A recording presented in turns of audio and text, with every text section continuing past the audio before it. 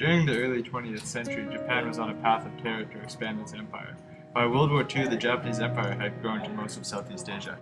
On December 6, 1941, President Franklin Roosevelt made a final appeal to the Emperor of Japan to have peace between the two countries and not bring them into this war.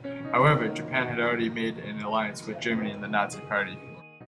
The next day, Japan broke diplomatic ties with the US and was planning to attack.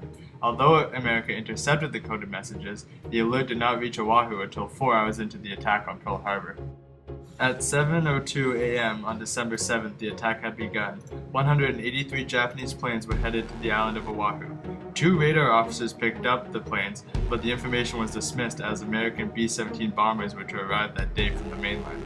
15 minutes later, the second wave of planes left from the Japanese aircraft carriers, bringing the total to 350 planes on the course to Pearl Harbor. At 7:53, the first wave of planes reached Pearl Harbor and began their assault.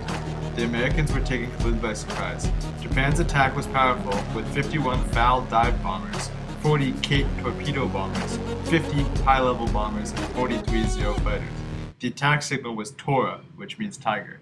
The attack on Pearl Harbor caused a high amount of damage due to the surprise of the attack and the US being neutral and not fully prepared. The first wave of Japanese planes targeted the airfield and battleships, while the second wave targeted the other ships and the shipyard facilities. Although one of Japan's main targets were the U.S. aircraft carriers, the Lexington, Enterprise, and Saratoga were out at sea and left untouched. The raid lasted 2 hours and 40 minutes. 8 battleships were damaged with 5 sunk. 3 light cruisers, 3 destroyers, and 3 smaller vessels were lost, with 188 aircraft. The Japanese only lost 27 planes. The death count was 2,335 servicemen, 68 civilians, and 1,104 wounded. The attack on Pearl Harbor shocked the nation. Men were ready to enlist and fight against Japan.